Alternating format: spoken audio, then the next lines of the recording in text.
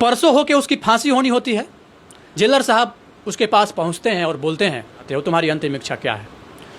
सुबोध थोड़ी देर चुप रहता है और इसके बाद बोलता है कि साहब, मैं चाहता हूं कि हमारी अंतिम इच्छा आप पूरी कर दें। सुबोध कहना प्रारंभ करता है कि मैं चाहता हूं कि मैं अपना आखिरी रात या फिर मैं अपना एक रात अपनी पत्नी के साथ बिताऊं, उसके साथ मैं एक ही बेड पे सोना चाहता हूं। और इस बात को सुन के कहीं ना कहीं आश्चर्य में पड़ जाते हैं, कहीं ना कहीं सोच में पड़ जाते हैं जेलर साहब, और वो सोचते हैं कि मैं अपने 20 साल के सर्विस पीरियड में ऐसा पहली बार देख रहा हूं जो कैदी 2 दिन बाद उसको फांसी के फंदे पे झूलना है और कहीं ना कहीं वो दुनिया से सदा के लिए अलविदा होकर चला जाएगा। और उसके मन में ये ख्याल आता है कि वो पत्नी के साथ एक रात बिताना चाहता है, वो पत्नी के साथ एक रात सोना चाहता है। लेकिन अंतिम इच्छा तो अंतिम इच्छा है, अंतिम इच्छा पूरी करने के लिए जेलर साहब तैयार हो जाते हैं और वो उसके पत्नी को ये खबर भिजवाते हैं कि तुम्हारा पति चाहता है कि तुम उसकी अंतिम इच्छा पूरी कर दो। जी हाँ, जब इस पूरी दुखद कहानी को मैं आपको बताऊंगा तो कहीं न कहीं आपकी अंतरात्मा काँप उठेगी, आपकी रूह भी काँप उठेगी। और ये कहानी उत्तर प्रदेश के अलीगढ़ की है, जहाँ पे 2 दोस्त होते हैं, एक का नाम सुबोध होता है और दूसरे का नाम प्रमोद होता है। सुबोध और प्रमोद एक साथ खाते हैं, एक साथ पीते हैं, धीरे धीरे एक साथ बड़े भी होते हैं और एक निश्चित समय के बाद दोनों दोस्त कहीं न कहीं एक कंपनी में जॉब के उद्देश्य से ज्वाइन कर जाते हैं। और इसी बीच उसी कंपनी में एक लड़की होती है जिसका नाम होता है वंदना, और वो सुबोध से कहीं न कहीं प्यार कर बैठती है, सुबोध को अपना दिल दे बैठती है और दोनों का एक साथ मिलना जुलना, घूमना फिरना साथ साथ होना हो जाता है। सुबोध जब अपना टिफ़िन लेके जाता है तो उसके टिफ़िन से कहीं न कहीं वंदना भी खा लेती है, और जब वंदना लेके आती है तो उससे सुबोध भी निकाल के खा लेता है। मतलब ये कहें कि दोनों की ये दोस्ती इस हद तक आगे बढ़ चुकी थी जो कहीं न कहीं अब औरों को भी नज़र आने लगा था। सुबोध का जो दोस्त होता है प्रमोद कहता है कि दोस्त, मैं चाहता हूं कि हमारी भी दोस्ती उस लड़की वंदना से हो जाए। तो कहते हैं ना कि कोई भी अपने गर्लफ्रेंड को किसी से शेयर नहीं करना चाहता है, सब कुछ शेयर कर दूंगा लेकिन गर्लफ्रेंड शेयर नहीं करूंगा, ऐसा लोगों का मानना होता है। क्योंकि गर्लफ्रेंड वो हमारी है तो हम आपको या फिर हम तुम्हारी उससे बात क्यों करवाएं। कहीं ना कहीं वो साफ साफ मना कर देता है और कहता है कि हम उस लड़की से तुम्हारी दोस्ती नहीं करवा सकते हैं। इस बात से कहीं ना कहीं प्रमोद नाराज़ हो जाता है और उसी समय से सुबोध के प्रति उसके मन में जलन की भावना उत्पन्न हो जाती है। एक दिन मौका पाकर प्रमोद उस लड़की के मना करने के बाद भी उसके साथ जबरन करता है, उसके साथ हर वो काम करता है जो आमतौर पे लड़की नहीं चाहती है। उस हद तक वो गुजर जाता है और इसके बाद उसकी बड़े ही निर्मम तरीके से गला दबाकर न सिर्फ हत्या करता है बल्कि हत्या करने के बाद सुबोध के बेड पे जाके सुला भी देता है। बाद वो वहाँ से फरार हो जाता है और इसके बाद खुद इस बात की सूचना पुलिस को फ़ोन करके देता है कि एक लड़की ऐसे ऐसे यहाँ पे पड़ी हुई है, उसका डेड बॉडी पड़ा हुआ है। पुलिस मौके वारदात पे पहुँचती है और चूँकि उसी समय सुबोध उस रूम पे पहुँचा हुआ होता है और सुबोध की गिरफ्तारी वहाँ पे हो जाती है। सुबोध ये सोचने पे मजबूर हो जाता है कि आखिर ऐसा हुआ कैसे, आखिर ये जो कृत्य हुआ है इस कृत्य को किया किसने। कहा जाता है ना कि जो मौके वारदात पे सबूत मिलता है वो सबूत ही सब कुछ होता है और कहीं ना कहीं सबूत के बल पे ही सारा काम होता है। सुबोध की गिरफ्तारी होती है, सुबोध को जेल भेजा जाता है और जेल भेजने के बाद तमाम तरह की चीज़ें होने लगती है। इसी बीच पोस्टमार्टम का रिपोर्ट भी आ जाता है। लड़की के पोस्टमार्टम का जब रिपोर्ट आता है उस रिपोर्ट में साफ साफ इस बात की पुष्टि होती है कि कहीं ना कहीं इस लड़के के साथ पहले दुष्कर्म किया गया है और दुष्कर्म करने के बाद बड़े ही निर्मम तरीके से इसके गले दबाकर हत्या की गई है। जैसे ही इस बात की पुष्टि होती है कि लड़की के साथ ऐसा कृत्य किया गया है, सब इस बात को लेके इस लड़के को फांसी हो इसका डिमांड करने लगते हैं। जगह जगह कैंडल मार्च प्रारंभ हो जाता है। जितने भी राजनीतिक संगठन है, सामाजिक संगठन है, सब इस बात के लिए अपनी आवाज़ उठाते हैं कि जल्द से जल्द इस लड़के को फांसी के फंदे पर पहुंचाया जाए। और होता भी वही है। समय आने पे कहीं न कहीं साक्ष्य और सबूत के बेस पे सुबोध को फांसी की सज़ा जज साहब सुना देते हैं। आज एक बार फिर से एक निर्दोष को दोषी बनाया जाता है, वो भी दोष इतना कि कहीं न कहीं फांसी के फंदे तक ही उसको पहुंचा दिया जाता है। परसों होके उसकी फांसी होनी होती है। जेलर साहब उसके पास पहुंचते हैं और बोलते हैं, अब सुबोध परसों तुम्हारी फांसी होनी है और फांसी होने से पूर्व कानून और संविधान भी ये कहता है कि जिसको फांसी होनी होती है उससे पूछा जाता है कि तुम्हारी अंतिम इच्छा क्या है। तो उसी संविधान और कानून और न्यायालय का अनुपालन करने के लिए मैं तुम्हारे पास आया हूं और मैं पूछ रहा हूं कि तुम आखिर क्या चाहते हो, तुम्हारी अंतिम इच्छा क्या है। सुबोध थोड़ी देर चुप रहता है और इसके बाद बोलता है कि साहब, मैं चाहता हूं कि हमारी अंतिम इच्छा आप पूरी कर दें। सबकी अंतिम इच्छा पूरी होती तो तुम्हारी भी अंतिम इच्छा पूरी होगी।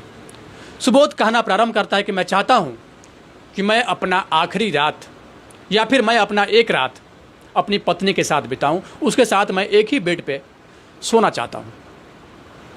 चूंकि बात अंतिम इच्छा की थी और इस बात को सुन के कहीं न कहीं आश्चर्य में पड़ जाते हैं, कहीं न कहीं सोच में पड़ जाते हैं जेलर साहब, और वो सोचते हैं कि मैं अपने 20 साल के सर्विस पीरियड में ऐसा पहली बार देख रहा हूं जो कैदी 2 दिन बाद उसको फांसी के फंदे पे झूलना है और कहीं न कहीं वो दुनिया से सदा के लिए अलविदा होकर चला जाएगा, और उसके मन में ये ख्याल आता है कि वो पत्नी के साथ एक रात बिताना चाहता है, वो पत्नी के साथ एक रात सोना चाहता है। लेकिन अंतिम इच्छा तो अंतिम इच्छा है। अंतिम इच्छा पूरी करने के लिए जेलर साहब तैयार हो जाते हैं और वो उसके पत्नी को ये खबर भिजवाते हैं कि तुम्हारा पति चाहता है कि तुम उसकी अंतिम इच्छा पूरी कर दो, एक रात तुम उसके साथ बिता दो, एक रात उसके साथ तुम एक बेड पे सो जाओ। उसकी पत्नी वहाँ से घर से निकलती है और वो भी सोचती है कि चलो कोई बात नहीं, आखिर है तो मेरा पति, चाहे वो दोषी हो या निर्दोष हो, कानून तो उसको दोषी मान चुकी है और कहीं ना कहीं वो ज़रूर इन्वॉल्व होगा इस चीज़ में, तभी कानून भी उसको दोषी मान चुकी है। तो चलते हैं, और अगर पति की इच्छा है कि मैं एक रात उसके साथ बिताऊं तो मैं जाती हूँ। कहीं ना कहीं इस बात को सोच के पत्नी उससे मिलने के लिए जेल के दरवाजे पर पहुँचती है। इधर उसके आने से पहले ही जेलर साहब सारी व्यवस्था करके रखते हैं।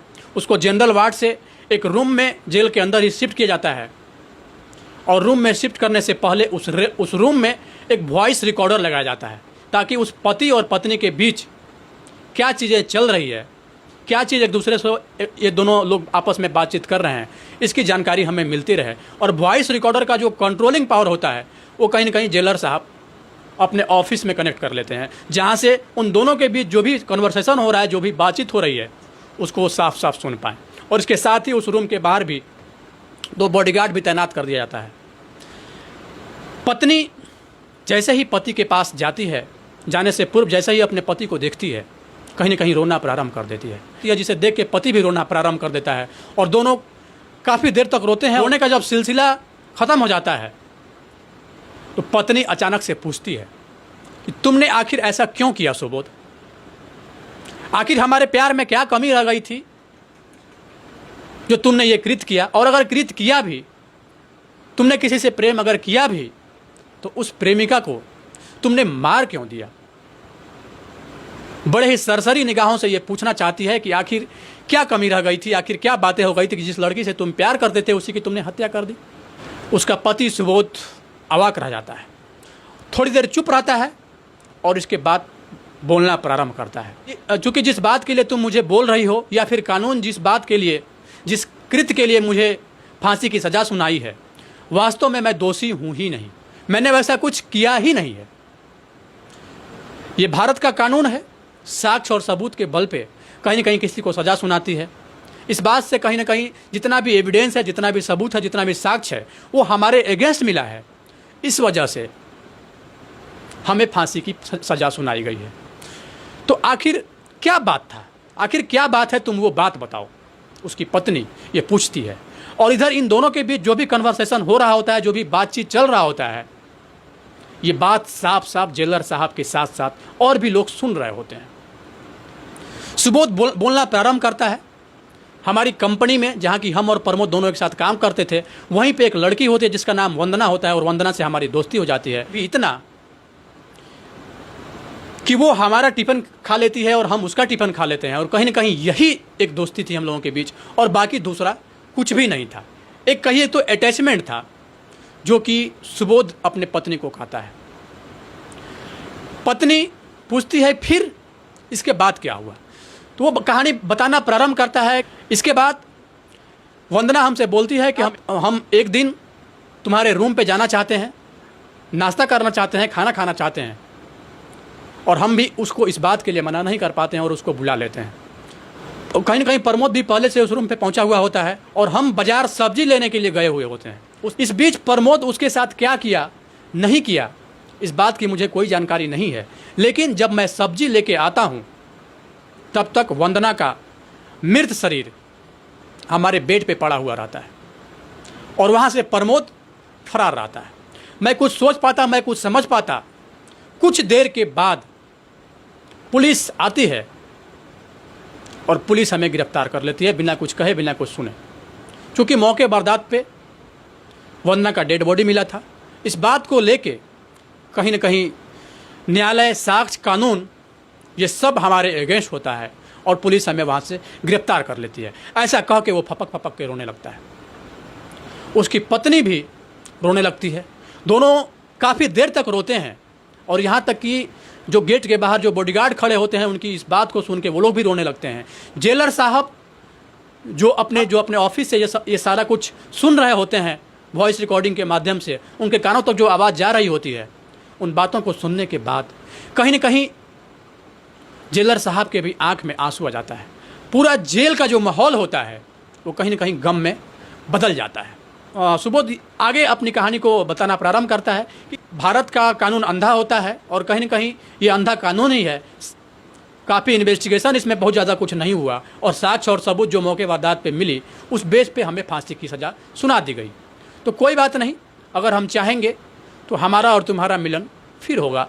तुम जाओ, तुम्हारे 2 बेटे हैं, बच्चों को अच्छे से देखना और कहीं ना कहीं इस बात का जिक्र अपने बच्चे से मत करना कि हमारे साथ क्या हुआ था। नहीं तो आने वाले समय में कहीं ना कहीं कानून, शासन और प्रशासन पर से उन 2 मासूम बच्चों का भी भरोसा खत्म हो जाएगा। और ये बोल के सुबोध फिर से रोने लगता है। उसकी पत्नी जैसे ही थोड़ा सा आगे बढ़ती है, पूरा जेल का माहौल गमगीन हो गया था। सब लोग रो रहे होते हैं, बॉडीगार्ड के साथ साथ जेल के जितने भी स्टाफ हैं, कर्मी हैं, सब लोग रो रहे होते हैं इस घटना को देख के। जाते समय पत्नी पति को देखता है और पति अपने पत्नी को, मतलब सुबोध अपने पत्नी को देखता है और उनकी पत्नी सुबोध को देखना प्रारंभ करती है। दोनों एक दूसरे को मुड़ मुड़ के देखते हैं और जब अपने पति को रोता हुआ देखती है तो वो फिर से उसकी पत्नी वहाँ पे पहुँच जाती है और न सिर्फ पहुँचती है बल्कि उसके पैरों पे गिर पड़ती है और कहती है, पतिदेव, आज मेरा और आपका ये आखिरी मिलन है। मैं चाहती हूँ कि 1 से 2 मिनट में और आपके पास रह जाऊँ। जेलर इस बात की अनुमति देते हैं। 1-2 मिनट और बिताती है वो उसके साथ। इसके बाद फिर से वो जाना प्रारंभ करती है और बोलती है, आज आपका और मेरा ये आखिरी मिलन है और मैं अब जा रही हूँ। पत्नी अपने घर चली जाती है। लेकिन इस बीच जितने भी लोग होते हैं, इस बात की चर्चा कहीं ना कहीं कानों कान प्रारंभ हो जाती है कि आखिर एक निर्दोष को फिर से आज फांसी के फंदे पे भारत की कानून, भारत का संविधान पहुंचाने जा रहा है। इस बात की चर्चा पूरे जेल में फैल जाती है। इस बीच जेलर जब उस पूरे वॉइस रिकॉर्डिंग को दोबारा सुनता है तो उसके मन में अचानक ये ख्याल आता है कि आज फिर एक निर्दोष को फंसाया जा रहा है। कहीं ना कहीं कानून और संविधान कहीं ना कहीं फिर आके आज एक निर्दोष को फंसा देगी। परसों होके सुबोध को फांसी हो जाएगा। तो मुझे कुछ करना चाहिए। अगर हम अपने पूरे सर्विस पीरियड के दौरान अगर ऐसा नहीं कर पाए तो फिर मेरे रहने और नहीं रहने का कोई फ़ायदा ही नहीं है, जब हमारे आँख के सामने एक निर्दोष को फांसी के फंदे पे पहुंचाया जाएगा।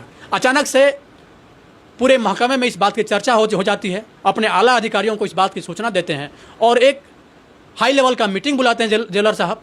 उस मीटिंग में प्रशासनिक अधिकारी के साथ साथ राजनीतिक दल, सामाजिक दल, इसके साथ साथ कई सारे भूतपूर्व जज भी वहाँ पे पहुँचे हुए होते हैं। इस बात की चर्चा वहाँ पे प्रारंभ हो जाती है और जो जेलर होते हैं वो उस वॉइस रिकॉर्डर को कहीं ना कहीं वहाँ पे चलाते हैं। उस रिकॉर्डिंग को सुनने के बाद सब लोग आश्चर्य में पड़ जाते हैं कि आखिर भारत का कानून ये क्या करने जा रही थी। और इस बात का निर्णय होता है कि आखिर सही में दोषी तो उसका दोस्त प्रमोद है, तो फिर सुबोध को फांसी क्यों। इस बात की चर्चा वहाँ पे होने लगती है और सब लोग इस बात का डिसाइड करते हैं कि कहीं ना कहीं अब सुबोध को रोका जाएगा और प्रमोद को फांसी के फंदे पे पहुँचाया जाएगा। अगले दिन इस बात की सूचना सुबोध के घर जाती है कि तुम्हारे पति को बाइज्जत रिहा किया गया है। इस बात को सुनकर कहीं ना कहीं पत्नी बहुत ज़्यादा खुश हो जाती है और खुश होने के बाद भारत के संविधान पे और भारत के कानून पे फिर से दोबारा से वो भरोसा कर बैठती है। क्योंकि सच्चाई कुछ और था और सच्चाई ये था कि प्रमोद ने वंदना का कत्ल किया था, न कि सुबोध ने। अब चूँकि परसों फांसी होनी होती है सुबोध को, इधर जैसे ही कोर्ट का आदेश होता है कि प्रमोद को जल्द से जल्द पकड़ा जाए, पुलिस अपना काम प्रारंभ करती है और जाके और प्रमोद को पकड़ लेती है। प्रमोद को न्यायालय में प्रस्तुत किया जाता है और न्यायालय से प्रमोद को फांसी की सज़ा सुना दी जाती है। कहीं ना कहीं कानून और संविधान पर भरोसा नहीं करने वाले लोगों का विश्वास और भरोसा फिर से भारत के न्यायिक प्रक्रिया, संविधान और कानून पे हो जाता है। अगले ही पल प्रमोद को फांसी के फंदे पे पहुंचाया जाता है और प्रमोद को फांसी हो जाती है और 22 जज सुबोध को रिहा किया जाता है। यही कहा गया है कि कर भला तो हो भला। अगर आप भला करेंगे तो आपके साथ भला ही होगा, अगर आप बुरा करेंगे तो आपके साथ बुरा ही होगा। बाकी इस पूरी कहानी को लेकर आप लोगों की क्या राय है, आप लोगों का क्या विचार है, कमेंट सेक्शन में अपनी राय, अपनी प्रतिक्रिया जरूर दें और ज़रूर बताएं कि क्या ऐसा भी होता है। भारत की न्यायिक प्रक्रिया, भारत का संविधान, भारत का कानून क्या एक निर्दोष को भी फांसी के फंदे तक पहुंचाती है? और अगर एक निर्दोष को फांसी के फंदे तक पहुंचाती है तो क्या ये आम आदमी के लिए सही है या नहीं है? इस पूरे प्रक्रम को आप कैसे देखते हैं? अपनी राय कमेंट बॉक्स में जरूर दें। बहुत बहुत धन्यवाद, आप लोग जुड़े हुए थे।